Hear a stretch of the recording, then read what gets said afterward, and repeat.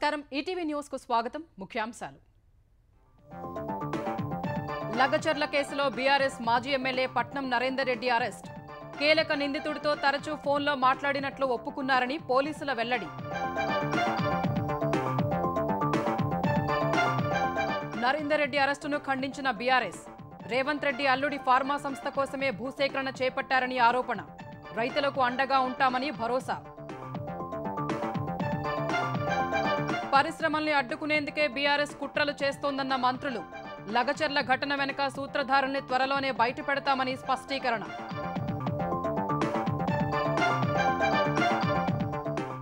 Social మీడియాలో తప్పుడు పోస్టులపై దృష్టి పెట్టిన ఏపీ పోలీసులు దర్శకుడు ఆర్జీవీ సహా పలువురికి నోటీసులు జగన్ తీరుపై హోంమంత్రి మండిపాటు అసభ్యకర పోస్టులపై కేసులు పెడితే తప్పేంటన్న హైకోర్టు గతంలో జడ్జిలను దూషించారని గుర్తు చేసిన ధర్మాసనం పోలీసు చర్యల్ని ఆపలేమని స్పష్టీకరణ వైసీపీ హయాంలో ఆర్థిక విధ్వంసాన్ని ఎండగట్టిన కాగ్ రూపాయిలో 30 పైసలు అప్పుల ద్వారానే సేకరించినట్లు వెల్లడి మూలధన వ్యయం 9 పైసలేనని ఆక్షేపణ జార్ఖండ్లో ప్రశాంతంగా తొలి విడత పోలింగ్ సుమారు 65% నమోదైనట్లు ఈసీ వెల్లడి వైనాడ్ సహా 32 చోట్ల ఉప ఎన్నికలకు ముగిసిన ఓటింగ్ బుల్డోజర్ న్యాయంపై రాష్ట్రాలకు సుప్రీం మార్గదర్శకాలు జడ్జిల మాదిరిగా వ్యవహరించరాదని నిర్దేశం దోషులకు కొన్ని హక్కులు ఉంటాయని స్పష్టీకరణ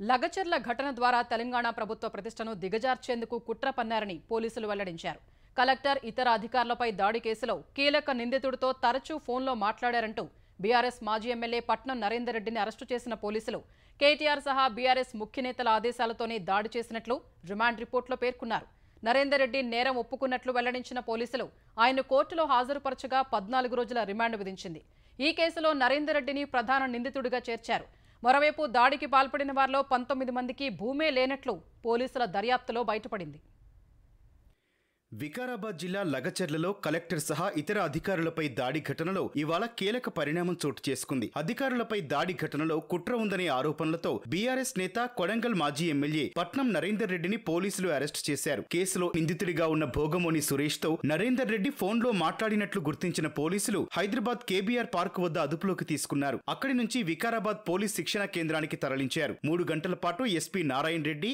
ఐజీ సత్యనారాయణ విచారించారు నరేందర్ రెడ్డి అరెస్టుపై బీఆర్ఎస్ శ్రేణులు ఆందోళన దృష్ట్యా వికారాబాద్ శిక్షణా కేంద్రం నుంచి పరిగి పోలీస్ స్టేషన్ కు తరలించారు అక్కడ మరింత సమాచారం సేకరించిన అనంతరం నరేందర్ రెడ్డిని కొడంగల్ కు భారీ బందోబస్తు మధ్య తరలించారు ప్రభుత్వాసుపత్రిలో వైద్య పరీక్షలు నిర్వహించిన అనంతరం కోర్టులో హాజరుపరిచారు పోలీసులు సమర్పించిన ప్రాథమిక ఆధారాలు పరిశీలించిన న్యాయమూర్తి నరేందర్ రెడ్డికి ఈ నెల 27 వరకు జ్యుడిషియల్ రిమాండ్ విధించారు లగచర్ల ఘటనపై రిమాండ్ రిపోర్టులో పోలీసులు కీలక అంశాలు వెల్లడించారు ప్రభుత్వ ప్రతిష్టను దిగజార్చేందుకు కుట్ర పన్నారని రిమాండ్ రిపోర్టులో వెల్లడించారు బీఆర్ఎస్ కార్యనిర్వాహక అధ్యక్షుడు కేటీఆర్ ఇతర ముఖ్య నేతల ఆదేశాలతోనే దాడి చేసినట్లు వివరించారు ప్రధాన నిందితుడు సురేష్ కు తరచూ ఫోన్ చేసినట్లు పట్నం నరేందర్ రెడ్డి ఒప్పుకున్నారని తెలిపారు ఫార్మా సంస్థకు భూ సేకరణపై అభిప్రాయ సేకరణ కోసం వచ్చిన కలెక్టర్ ఇతర అధికారులపై కొందరు కర్రలు రాళ్లతో దాడికి పాల్పడ్డారని తెలిపారు అదనపు కలెక్టర్ లింగయ్య నాయక్ కడా అధికారి వెంకట్రెడ్డిపై హత్యాయత్నం చేశారని వివరించారు భోగమోని సురేష్ అనే వ్యక్తి అధికారులను గ్రామంలోకి తీసుకువెళ్లాడని పేర్కొన్నారు అధికారులు వెళ్లగానే కలెక్టర్ వాహనాన్ని అడ్డగించి నినాదాలు చేశారని వారి వద్దకు వెళ్లి మాట్లాడేందుకు యత్నించిన కలెక్టర్ పై దాడి చేసి వాహనాలపై రాళ్లు విసిరి ధ్వంసం చేశారన్నారు ఘటనపై పలు సెక్షన్ల కింద కేసు నమోదు చేసినట్లు వివరించిన పోలీసులు దాడిలో ఉపయోగించిన రాళ్లు కర్రలు స్వాధీనం చేసుకున్నామని చెప్పారు త్వరితగతిన దర్యాప్తును పూర్తి చేసి ఆ షార్ట్ షీట్ కూడా వేయడం జరుగుతుంది ఎందుకంటే ఇది చాలా దారుణమైన తీవ్రమైన ఘటనగా భావిస్తున్నాం ఎందుకంటే ఆల్ ఆఫ్ సడన్ ఎక్కడ కూడా టైం ఉంటుంది ఒక 2 గంటలు 3 గంటలు వెళ్ళటం వాళ్ళే తీసుకెళ్లారు ఆ తీసుకెళ్ళిన ఆయన కూడా ల్యాండ్ సంబంధించిన ఆయన కాదు ల్యాండ్ అతను పోవట్లేదు సో అతను తీసుకెళ్ళటం 2-3 తీసుకొచ్చి సడన్ గా వెళ్ళటమే 2.5 minutes లో ఇంత లైట్నింగ్ అటాక్ చేయడం అనేది చాలా సీరియస్ గా తీసుకున్నాం డైరెక్ట్లీ ఇండైరెక్ట్లీ ఎవరైతే దీనిలో బాధ్యులో వారిపై అందరిపై చర్యలు తీసుకోవడం జరుగుతుంది ఇప్పటికే ఈ కేసులో పోలీసులు మొత్తం 21 మంది నిందితులను అరెస్ట్ చేశారు ఫోన్ రికార్డులు ప్రత్యక్ష సాక్షులు సామాజిక మాధ్యమాల ఆధారంగా నిందితులను గుర్తించినట్టు తెలిపారు కొడంగల్ మాజీ ఎమ్మెల్యే పట్నం నరేందర్ రెడ్డి అరెస్టును బీఆర్ఎస్ కార్యనిర్వాహక అధ్యక్షుడు కేటీఆర్ మాజీ మంత్రులు హరీష్ రావు సబితా ఇంద్రారెడ్డి ఖండించారు నరేందర్ రెడ్డిది అక్రమ అరెస్ట్ అన్న హరీష్ రావు ప్రజాపాలన అంటే పాలన గాలికి వదిలి ఫార్మాసిటీ పేరిట చిచ్చులు పెట్టడమా అని నిలదీశారు. ఇందిరమ్మ రాజ్యం అంటే అర్ధరాత్రి రైతుల్ని అరెస్టు చేసి జైల్లో పెట్టడమా అని ప్రశ్నించారు. నరేందర్ రెడ్డిని అరెస్టు చేస్తే బీఆర్ఎస్ వెనకడుగు వేస్తుందని ప్రభుత్వం భావిస్తోందన్న మాజీ మంత్రి సబితా ఇంద్రారెడ్డి అరెస్టులకు భయపడబోమని ప్రజా గొంతుకుగా ఉంటామని స్పష్టం చేశారు. నరేందర్ రెడ్డి కుటుంబ సభ్యులను ఆమె పరామర్శించారు. కేటీఆర్ సైతం నరేందర్ రెడ్డి నివాసానికి వెళ్లి ఆయన కుటుంబ సభ్యుల్ని పరామర్శించారు. కొడంగల్ రైతులకు అండగా ఉన్నందుకు నరేందర్ రెడ్డిని అరెస్టు చేశారని కేటీఆర్ అన్నారు. మఫ్టీలో వచ్చి పోలీసులు అరెస్టు చేశారని, పోలీసులు రేవంత్ రెడ్డి ప్రైవేటు సైన్యంలా పనిచేస్తున్నారని ఆక్షేపించారు. ఏ అర్హత లేకున్నా రేవంత్ రెడ్డి అన్న తిరుపతి రెడ్డి లగచర్ల వెళ్లి గ్రామస్తుల్ని బెదిరిస్తున్నారని ఆరోపించారు. అరెస్టు చేసిన 16 మంది రైతుల కుటుంబాలకు అండగా ఉంటామని, వారి కుటుంబాల్ని పరామర్శిస్తామని కేటీఆర్ స్పష్టం చేశారు. తిరుపతి రెడ్డికి మాత్రం సెక్యూరిటీనిచ్చి ఆయన 300 మందినిచ్చి మరి అక్కడ 144 సెక్షన్ పెట్టినామన్నారు. ఎక్కడ పోయింది మరి మీ 144 సెక్షన్?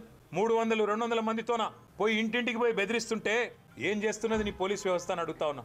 ఐఏఎస్ ఆఫీసర్లు, ఐపీఎస్ ఆఫీసర్లు పక్కనున్న ఆంధ్రప్రదేశ్లో ఏం జరిగిందో మీరు చూసినారు. ఇలా అతి చేస్తే, అతి వేషాలు వేస్తే రేపు తెలంగాణలో కూడా గదే జరుగుతుంది. రేవంత్ రెడ్డి అల్లుడి కోసం ఫార్మా కంపెనీ పేరిట పేదల భూములు గుంజుకునే ప్రయత్నం ఏదైతే చేస్తున్నాడో దానికోసం జరిగే ప్రహసనంలో మీరు అనవసరంగా అతిపాత్ర పోషించి బలిపశువులు కాకండి. విచక్షణ మరిచిపోయి బీఆర్ఎస్ నేతలు అధికారులపై దాడులు చేస్తున్నారని తెలంగాణ మంత్రులు ఆరోపించారు. లగచర్ల ఘటన వెనుకున్న ప్రధాన కుట్రదారులెవరో త్వరలోనే తేలుస్తామని రెవెన్యూ మంత్రి పొంగులేటి శ్రీనివాసరెడ్డి అన్నారు. కేసులతో సతమతమవుతున్న కేసీఆర్, కేటీఆర్ ప్రజల దృష్టిని మరల్చడానికి కలెక్టర్పై దాడి చేయించారని మరో మంత్రి కోమటిరెడ్డి వెంకటరెడ్డి ఆరోపించారు.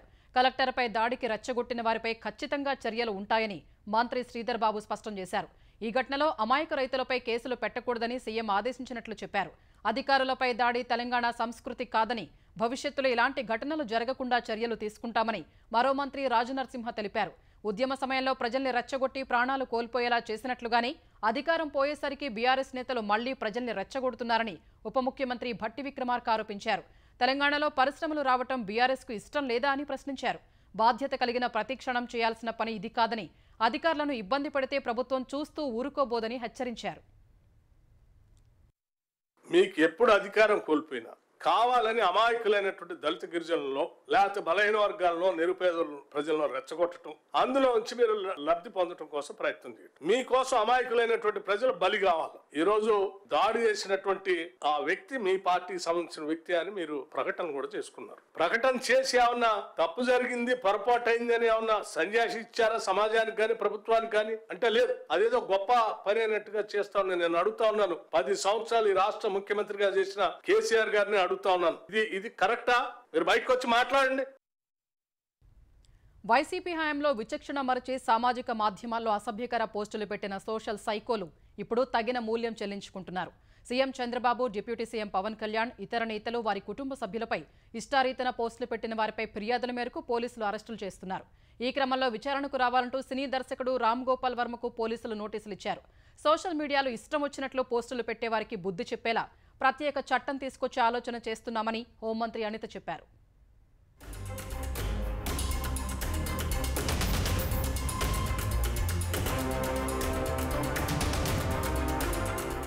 వైసీపీ హయాంలో సామాజిక మాధ్యమాల్లో రెచ్చిపోయిన వారికి బుద్ధి చెప్పే పనిలో ఏపీ పోలీసులు నిమగ్నమయ్యారు. సోషల్ మీడియా పోస్టుల కేసులో సినీ దర్శకుడు రామ్ గోపాల్ వర్మకు ప్రకాశం జిల్లా మద్దిపాడు పోలీసులు నోటీసులు ఇచ్చారు. CM Chandrababu, deputy CM Pawan Kalyan, మంత్రి లోకేష్ పై అసభ్యకర పోస్టులు పెట్టారని తెలుగుదేశం నేత రామలింగం ఇచ్చిన ఫిర్యాదు మేరకు ఆర్జీవీపై మద్దిపాడు పోలీసులు కేసు నమోదు చేశారు. ఇవాళ హైదరాబాద్ జూబ్లీహిల్స్ లోని వర్మ నివాసానికి వచ్చిన మద్దిపాడు ఎస్ఐ శివరామయ్య విచారణకు రావాలని నోటీసులు ఇచ్చారు. పల్నాడు జిల్లా నకరికల్లుకు చెందిన రాజశేఖర్ రెడ్డి హోంమంత్రి అనితపై అసభ్యకర పోస్టులు పెట్టారని ఈ నెల 9న నూజివీడులో ఓ తెలుగుదేశం నేత ఫిర్యాదు చేశారు. ఈ మేరకు అతడిపై కేసు నమోదు చేసిన పోలీసులు గుంటూరులో మాజీ మంత్రి అంబటి రాంబాబు ఇంటి వద్ద ఉన్న రాజశేఖర్ రెడ్డిని అరెస్టు చేశారు. అక్కడి నుంచి నూజివీడుకు తరలించారు. గతంలో సోషల్ మీడియా పోస్టులపై అక్రమ కేసులతో వేధించారని మాజీ మంత్రి విడదల రజనీపై చిలకలూరిపేట ఐటీడీపీ నాయకులు పల్నాడు జిల్లా ఎస్పీకి ఫిర్యాదు చేశారు. రజనీతో పాటు ఆమె పిఏలు రామకృష్ణ, జయ ఫణీంద్ర కుమార్ గతంలో చిలకలూరిపేట అర్బన్ సీఐగా పనిచేసిన సూర్యనారాయణ పైన ఫిర్యాదు చేశారు. స్టేషన్లో అక్రమంగా నిర్బంధించి చిత్రహింసలకు గురి చేశారని వాపోయారు. వాట్సాప్ వీడియో కాల్లో రజనీ ఆమె వ్యక్తిగత సహాయకులకు చూపిస్తూ కొట్టారని ఆరోపించారు. చంద్రబాబు, పవన్ కళ్యాణ్ కుటుంబ సభ్యులపై అసభ్య పోస్టులు పెట్టిన 6గురిపై కర్నూలు జిల్లా ఆదోని పోలీసులు కేసు నమోదు చేశారు. నర్సరావుపేటకు చెందిన వెలమూడి సుధారాణి, చంద్రశేఖర్, మరో 4గురిపై కేసు నమోదు చేసినట్లు డీఎస్పీ సోమన్న తెలిపారు. సోషల్ మీడియా పోస్టులపై వైసీపీ నేతలు హెచ్ఆర్సీకి వెళ్లడం విడ్డూరంగా ఉందని హోంమంత్రి అనిత అన్నారు. ఆడపిల్లలపై నోటికొచ్చినట్టు మాట్లాడే వారిపై కేసులు పెడుతూనే ఉంటామని వివరించారు. వైఎస్ఆర్సీపీ సోషల్ మీడియా యాక్టివిస్టులు ఎలాంటి పోస్టులు పెడుతున్నారో కనీసం తెలుసా? తప్పు చేసిన ఈడియట్స్ని మేమందరం కూడా పోలీస్ స్టేషన్కి తీసుకెళ్లకుండా ఫంక్షన్ హాల్కి తీసుకెళ్లి సాల్వా కప్పి సన్మానం చేస్తారా? ఈ వర్ర రవీంద్రారెడ్డి పోస్ట్ విషయంలో నేను జగన్మోహన్ రెడ్డికి ఒకటే మాట్లాడుతున్నా. అరే ఎన్హెచ్ఆర్సీకి దేనికి వెళ్ళావు? నీ చెల్లిని, నీ తల్లిని తిట్టినందుకు మేము అరెస్ట్ చేస్తే ఆ అరెస్ట్ తప్పు అని చెప్పడానికి ఎన్హెచ్ఆర్సీకి వెళ్ళావా? ఇలాంటి వాళ్ళని మనం ఎంకరేజ్ చేయడం అవసరమా? ఇదే సమయంలో జగన్ కు ప్రతిపక్ష నేత హోదా ఇచ్చిన అసెంబ్లీకి రారంటూ 11 రూపాయలకు పందేలు నడుస్తున్నాయని హోంమంత్రి అనిత విమర్శించారు. తాడేపల్లి ఇంటిలో మాక్ అసెంబ్లీ పెట్టాలనుకుంటే కోరం కూడా లేదని మంత్రి ఎద్దేవా చేశారు. సోషల్ మీడియాలో అసభ్యకర పోస్టులు పెట్టిన వారిపై కేసులు పెడితే తప్పే ఉందని ఆంధ్రప్రదేశ్ హైకోర్టు ప్రశ్నించింది. పోలీసుల చర్యల్ని నిలువరిస్తూ ఎలాంటి ఉత్తర్వులు ఇవ్వలేమని తేల్చి చెప్పింది. సామాజిక మాధ్యమ కార్యకర్తలపై మూకుమ్మడిగా కేసులు పెడుతున్నారంటూ జర్నలిస్ట్ విజయబాబు దాఖలు చేసిన పిల్పై హైకోర్టు ధర్మాసనం విచారణ జరిపింది. కేసులపై అభ్యంతరం ఉంటే నేరుగా కోర్టును ఆశ్రయించాలని పిటిషనర్కు సూచించింది. పిల్ వేయడానికి వీల్లేదని పేర్కొంది. చట్ట ప్రకారం కేసులు పెడుతుంటే ఎలా నిలువరించగలమన్న హైకోర్టు గతంలో జడ్జిలను కూడా దూషిస్తూ పోస్టులు పెట్టారన్న విషయాన్ని విచారణ సందర్భంగా గుర్తు చేసింది. పల్నాడు జిల్లాలో సరస్వతి పవర్ ఇండస్ట్రీస్ భూముల్లో అసైన్డ్ భూములున్నట్లు రెవెన్యూ అధికారులు గుర్తించారు. మాచవరం మండలం వేమవరం పరిధిలో 20 ఎకరాల అసైన్డ్ భూములు సరస్వతి పవర్ ఇండస్ట్రీస్ కింద ఉన్నట్లు తేల్చారు. దీనిపై వివరణ ఇవ్వాలని సరస్వతి పవర్ ఇండస్ట్రీస్ యాజమాన్యంతో పాటు అసైన్డ్ రైతులు, అమ్మకానికి సహకరించిన మధ్యవర్తులకు నోటీసులు జారీ చేశారు. గురజాల నియోజకవర్గం పరిధిలోని మాచవరం, దాచేపల్లి మండలాల పరిధిలో 1500 ఎకరాలకు పైగా భూములను సరస్వతి సంస్థ కోసం అప్పట్లో వైఎస్ ప్రభుత్వం కేటాయించింది. ఇందులో అసైన్డ్ భూములు, అటవీ భూములతో పాటు సహజ వనరులు కూడా ఉన్నాయని ఆరోపణలు వచ్చాయి. దీనిపై ఉప ముఖ్యమంత్రి పవన్ కళ్యాణ్ క్షేత్రస్థాయిలో పర్యటించడం సహా రెవెన్యూ, అటవీ శాఖల అధికారులతో సర్వే కూడా చేయించారు. అధికారుల పరిశీలనలో 20 ఎకరాల అసైన్డ్ భూములను రైతుల నుంచి సరస్వతి సంస్థ కొనుగోలు చేసినట్లు తేలింది. చట్ట ప్రకారం అసైన్డ్ భూములు అమ్మటానికి, కొనటానికి వీల్లేదు. అయినప్పటికీ జగన్ కుటుంబానికి చెందిన సరస్వతి సంస్థ వాటిని కొనుగోలు చేసింది. అందుకే రైతుల వివరణ కోరుతూ నోటీసులు జారీ చేశారు. రైతుల్ని బెదిరించి భూములు కొన్నారా అనే కోణంలో విచారణ సాగుతోంది. వివిధ కేసుల్లో ఆరోపణలు ఎదుర్కొంటున్న వ్యక్తుల ఆస్తుల్ని బుల్డోజర్లతో కూల్చివేయటాన్ని వ్యతిరేకిస్తూ దాఖలైన పిటిషన్లపై సుప్రీంకోర్టు కీలక మార్గదర్శకాలు జారీ చేసింది. ఒక వ్యక్తి దోషి అని అధికారులు తేల్చి చెప్పలేరని, జడ్జిలా వ్యవహరించి నిందితుల స్థిరాస్తుల్ని కూల్చడం తగదని స్పష్టం చేసింది. రాష్ట్రాలు, ఆయా ప్రభుత్వ అధికారులు మితిమీరి చర్యలు తీసుకోవద్దని తేల్చి చెప్పింది. ఈ మేరకు బుల్డోజర్ల కూల్చివేతల్ని వ్యతిరేకిస్తూ మార్గదర్శకాలు జారీ చేయాలని దాఖలైన పిటిషన్లపై తీర్పు వెలువరించింది. కేవలం నిందితులు లేదా దోషులుగా ఉన్నందున ప్రజల ఇళ్లను కూల్చివేస్తే అది పూర్తిగా రాజ్యాంగ విరుద్ధమని సుప్రీంకోర్టు పేర్కొంది. షోకాజ్ నోటీసు లేకుండా నోటీసు అందజేసిన నాటి నుంచి 15 రోజుల్లోగా కూల్చివేతలు చేపట్టరాదని ఆదేశించింది. కూల్చివేత ప్రక్రియను వీడియో తీయాలని నిర్దేశించింది. ఒక సామాన్య పౌరుడి ఇంటి నిర్మాణంలో అతడి ఎన్నో ఏళ్ల శ్రమ, కలలు కలగలిసి ఉంటాయని పేర్కొంది. దానిలో వారి భవిష్యత్తు, భద్రత ఇమిడి ఉంటుందని, ఆ ఇంట్లో ఒక్కరే నిందితుడైతే అందులో నివసించే మిగతా వ్యక్తులకు ఆశ్రయం లేకుండా ఎలా చేస్తారని ప్రశ్నించింది. రాజ్యాంగం, క్రిమినల్ చట్టం ప్రకారం నిందితులు, దోషులకు కొన్ని హక్కులు, రక్షణలు ఉన్నాయని గుర్తు చేసింది. అక్రమంగా నిర్మాణాలు జరిగాయని కూల్చివేతలకు కోర్టు ఆదేశాలిస్తే ఆ ఇంటిలో వ్యక్తులకు తగిన ఫోరం ముందు సవాలు చేసేందుకు సమయం ఇవ్వాలని పేర్కొంది. ఒకవేళ కూల్చివేతల ఆదేశాన్ని బాధితులు వ్యతిరేకించకుండా ఉంటే ఖాళీ చేసేందుకు వారికి సమయం ఇవ్వాలని సూచించింది. గత వైసీపీ సర్కారు రూపాయిలో 30 పైసలు రుణాల ద్వారానే తెచ్చిందని కాగ్ నివేదిక స్పష్టం చేసింది. స్థానిక సంస్థలకు రూపాయిలో 9 పైసలే చెల్లించారని నివేదికలో పేర్కొంది. 2023-24 ఆర్థిక సంవత్సరానికి కాగ్ సమర్పించిన నివేదికను కూటమి ప్రభుత్వం అసెంబ్లీ ముందు ఉంచింది. రూపాయిలో 52 పైసలు పన్ను వసూళ్ల ద్వారా వస్తే 30 పైసలు రుణాల ద్వారా తెచ్చారని వెల్లడించింది. గ్రాంట్ ఇన్ ఎయిడ్ ద్వారా 14 పైసలు, రుణాల రికవరీ ద్వారా పైసా ఆర్జించారని కాగ్ తెలిపింది. గత ప్రభుత్వంలో రూపాయిలో 15 పైసలు జీతాలకు వెచ్చించారని, డీబీటీలకు 13 పైసలు, వడ్డీలకు 12 పైసలు చెల్లించారని వివరించింది. గత వైసీపీ సర్కారు స్థానిక సంస్థలకు రూపాయిలో 9 పైసలే చెల్లించిందని కాగ్ పేర్కొంది. మూలధన వ్యయంగా 9 పైసలే ఖర్చు చేశారని వెల్లడించింది. ప్రధానమైన పనులకు 9 పైసలే వెచ్చించారని పేర్కొంది. చెల్లించిన అప్పులు రూపాయలో 7 పైసలే ఉన్నట్లు నివేదికలో స్పష్టం చేసింది. బడ్జెట్ అనుమతి కంటే ఇంధన శాఖలో 217 కోట్లు ఎక్కువ ఖర్చు చేశారని తెలిపింది. అసెంబ్లీ అనుమతి లేకుండా విద్యాశాఖలో 249 కోట్లు అదనంగా ఖర్చు చేశారని స్పష్టం చేసింది. 2023-24లో ప్రభుత్వ అప్పులు 4,86,151 కోట్లుగా ఉన్నాయని కాగ్ పేర్కొంది. ప్రభుత్వ అప్పులు రాష్ట్ర స్థూల ఉత్పత్తిలో 34% ఉన్నాయని వెల్లడించింది. 2023-24లో 2,23,004 కోట్ల రూపాయల రుణాలకు ప్రభుత్వ గ్యారంటీలు ఇచ్చారని తెలిపింది. 69,626 కోట్లు కన్సాలిడేటెడ్ ఫండ్ నుంచి పీడీ ఖాతాలకు బదిలీ చేశారని కాగ్ వివరించింది. ప్రభుత్వ ఉపాధ్యాయ పోస్టుల్ని త్వరలోనే భర్తీ చేస్తామని విద్యాశాఖ మంత్రి నారా లోకేష్ వెల్లడించారు. శాసనసభలో 1998 డిఎస్సికి సంబంధించి సభ్యులు అడిగిన ప్రశ్నకు లోకేష్ సమాధానమిచ్చారు. 16,000కు పైగా ఉపాధ్యాయుల పోస్టులు భర్తీ చేసేందుకు మెగా డిఎస్సి ప్రకటించామని, న్యాయ వివాదాల పరిష్కారం తర్వాత డిఎస్సి ద్వారా భర్తీ చేస్తామని తెలిపారు. అటు వచ్చే 2 ఏళ్లలో గిరిజన వర్సిటీ పూర్తి చేస్తామని మంత్రి స్పష్టం చేశారు. గత ప్రభుత్వం వర్సిటీ స్థలం మార్చకుండా ఉంటే నిర్మాణం పూర్తయ్యేదన్నారు. 2019లో నిర్ణయించిన స్థలంలోనే నిర్మాణం చేపడతామన్నారు. అభివృద్ధి వికేంద్రీకరణలో భాగంగా విభజన చట్టంలో ఉన్న విద్యా సంస్థలను రాష్ట్రంలోని వివిధ ప్రాంతాల్లో ఏర్పాటు చేస్తామన్నారు. వైసీపీ ప్రభుత్వం హయాంలో ధ్వంసమైన ఆర్థిక వ్యవస్థను గాడిలో పెట్టేలా కూటమి ప్రభుత్వం బడ్జెట్ రూపొందించిందని ఎమ్మెల్యేలు అభిప్రాయపడ్డారు. బడ్జెట్పై అసెంబ్లీలో చర్చను ప్రారంభించిన ఆముదాల వలస ఎమ్మెల్యే కూన రవికుమార్ గత ప్రభుత్వం రాష్ట్ర ఆర్థిక వనరుల్ని ధ్వంసం చేసిందని విమర్శించారు. భవిష్యత్తు ఆదాయాన్ని తాకట్టు పెట్టి ఏపీని కోలుకోలేని దెబ్బతీసిందని ఆక్షేపించారు. అనంతరం టీడీపీ సభ్యులు నాగేశ్వరరెడ్డి, శ్రవణ్ కుమార్, బీజేపీ సభ్యుడు పార్థసారథి, సాంబశివరావు, అరవింద్ బాబు, మాజీ మంత్రి కాల్వ శ్రీనివాసరావు బడ్జెట్పై సుదీర్ఘంగా చర్చించారు. ఎస్సీ, ఎస్టీ, బీసీ, మైనార్టీలకు 69,000 కోట్లు కేటాయించడం ద్వారా ఇది బడుగు బలహీన వర్గాల బడ్జెట్గా మారిందని పేర్కొన్నారు. శాసన మండలిలో బడ్జెట్పై చర్చ వాడివేడిగా సాగింది. ప్రశ్నోత్తరాల తర్వాత ప్రారంభమైన చర్చలో బడ్జెట్ పద్ధతులపై విపక్ష సభ్యులు అభ్యంతరాలు వ్యక్తం చేశారు. సూపర్ 6 పథకాలకు నిధుల కేటాయింపులు లేవంటూ ప్రభుత్వాన్ని నిలదీశారు. వైసీపీ సభ్యులు అడిగిన ప్రశ్నలకు మంత్రులు, అధికార పార్టీ సభ్యులు సమాధానాలిచ్చారు. గత ప్రభుత్వంలో చేసిన తప్పుల్ని సభలో ప్రస్తావిస్తూనే వాటిని సరిదిద్దేలా ప్రభుత్వం చర్యలు తీసుకున్నట్లు వివరించారు. సూపర్ 6 పథకాల అమలుకు కూటమి ప్రభుత్వం కట్టుబడి ఉందని పర్యాటక శాఖ మంత్రి కందుల దుర్గేష్ స్పష్టం చేశారు. 4 నెలల పసికూన ప్రభుత్వంపై వైసీపీ సభ్యులు దారుణంగా విమర్శలు చేయడం తగదన్నారు.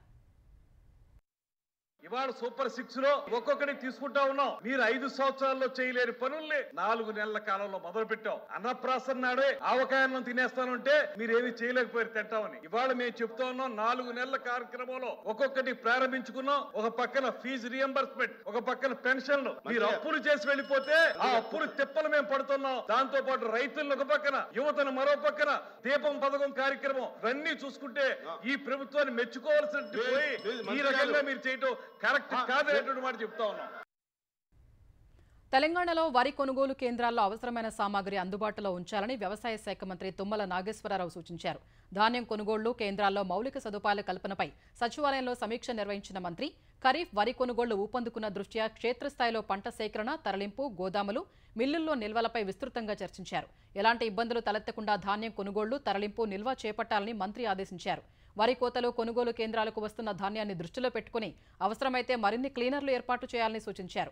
పౌర సరఫరాల శాఖ, మార్కెటింగ్ శాఖ అధికారులతో పూర్తి సమన్వయంతో పనిచేస్తూ రైతులకు కొనుగోళ్లలో ఏ ఇబ్బందులు తలెత్తకుండా చూడాలని ఆగ్రోస్ ఎండీ రాములుకు ఆదేశాలు జారీ చేశారు. గోదాముల నిల్వ సామర్థ్యం, ప్రాంతాల వారీగా అందుబాటులో ఉన్న ప్రభుత్వ గోదాముల నిల్వ సామర్థ్యం, వెంటనే కొనుగోలు కేంద్రాల నుంచి ధాన్యం తరలింపు కోసం తీసుకోవాల్సిన చర్యలపై మార్కెటింగ్ శాఖ, గిడ్డంగుల సంస్థ అధికారులకు దిశానిర్దేశం చేశారు. రాష్ట్ర వ్యాప్తంగా 29.537 లక్షల మెట్రిక్ టన్నుల నిల్వ సామర్థ్యం ఉందన్న మంత్రి ధాన్యం కొనుగోళ్లకు తగ్గట్లు నిల్వ సామర్థ్యాన్ని అందుబాటులోకి తేవాలని మంత్రి తుమ్మల సూచించారు.